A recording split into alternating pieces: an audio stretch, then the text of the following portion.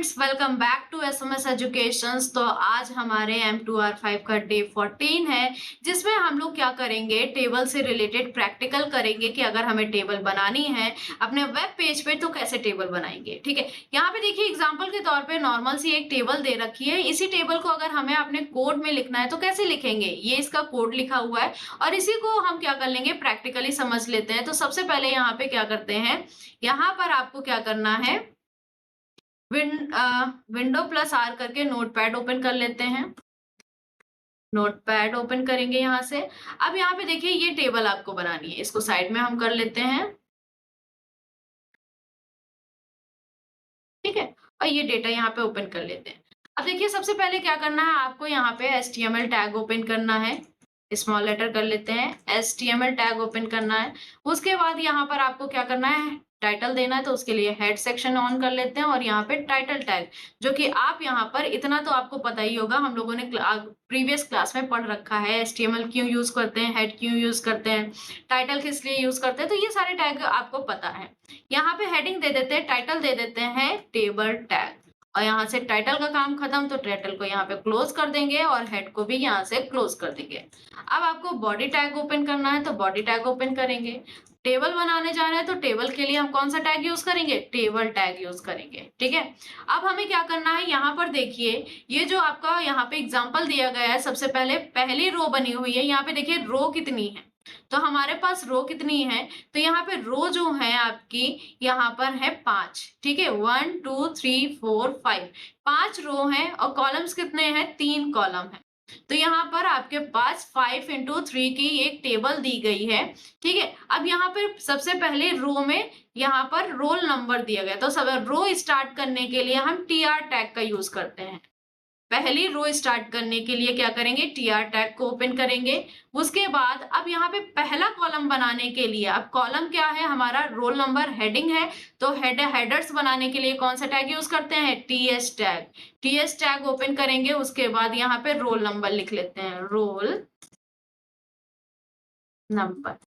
ठीक है, ये आपका पहला कॉलम क्लोज हो गया, तो यहाँ पर TH को क्या कर देंगे, क्लोज कर देंगे। उसके बाद आपको दूसरा कॉलम बनाना है, दूसरी आपको हेडिंग बनानी, नेम की हेडिंग, तो यहाँ पे नेम यहाँ पे लिख लेते हैं। ठीक है, ये भी आपकी कंप्लीट हो गई, TH को बंद कर देंगे। तीसरा कॉलम पहली ही रो में बनाना है कोर्स के नाम से, तो फिर से यहाँ पे TH टैग ओपन करना है और कोर्स के नाम से आप क्या कर लेंगे, यहाँ पे बना लेंगे TH।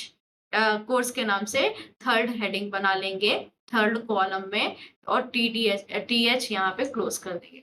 ये पहली रो हमारी क्लोज हो गई, तो पहले हमारी रो क्लोज होने पर हम क्या कर देंगे, TR हमारा कंप्लीट हो गया, पहली रो कंप्लीट हो गई, TR यहाँ पे क्लोज कर देंगे। इसके बाद जो दूसरी यहाँ पर क्या है, रो है, तो उसके लिए हम फिर से यहाँ पे TR को ओपन करेंगे, TR टैग को ओपन करेंगे। उसके बाद आपको यहाँ पे क्या करना है, अब टेबल डेटा है तो यहाँ पे टेबल डेटा के लिए TD टैग यूज करते हैं। यहाँ पर आपको 100 लिखना है और TD को यहाँ पे क्लोज करना है। सेम इसी तरह आपको नेक्स्ट यहाँ पे लिखना है, सेकंड रो का सेकंड कॉलम बनाना है, तो उसके लिए फिर से TD लिखेंगे और यहाँ पे नेम दिया गया है निक, तो यहाँ पे निक लिख लेते हैं। ठीक है, और ये कॉलम भी कंप्लीट, तो TD को हम यहाँ पे क्लोज कर देंगे। सेम इसी तरह TD थर्ड कॉलम यहाँ पे बना लेते हैं, जो कि PHP के नाम से PHP, ये भी हमने लिख लिया और उसके बाद TD भी कंप्लीट कर लिया, ये हमने बना लिया। अब क्या हो गया, हमने दूसरी रो भी कंप्लीट कर ली, तो दूसरी रो कंप्लीट होने पर TR को क्या कर देंगे, क्लोज कर देंगे। तो ये हमारी क्या हो गई, 2 रो कंप्लीट हो गई हैं। इसी तरह हम बाकी रोज को भी क्या कर लेंगे, कंप्लीट कर लेंगे। तो यहाँ पर आप क्या कर सकते हैं, इसी डेटा को कॉपी पेस्ट कर सकते हैं। आप सबसे पहले इसको सेलेक्ट कर लीजिए, Ctrl+C से कॉपी करिए और यहाँ पे Ctrl+V से पेस्ट कर लेंगे। ठीक है, लेकिन डेटा में चेंज कर देंगे, जैसे 101 था यहाँ पे तो 101 कर देते हैं। निक के प्लेस पे जॉन है तो यहाँ पे जॉन कर देंगे। ठीक है, उसके बाद सी लैंग्वेज है PHP के प्लेस पे, तो यहाँ पर जॉन, और PHP के प्लेस पे यहाँ पे सी लैंग्वेज कर देंगे, इस टाइप में। ये दो तीसरी कॉलम आपको, तीसरी रो बन गई। अब इसी तरह आपको बाकी 2 कॉलम रो भी बनानी है, तो यहीं से कॉपी करेंगे और यहीं से पेस्ट कर देंगे। ठीक है, ये 103 हो जाएगा, 103, और ये विक्की आ जाएगा यहाँ पे।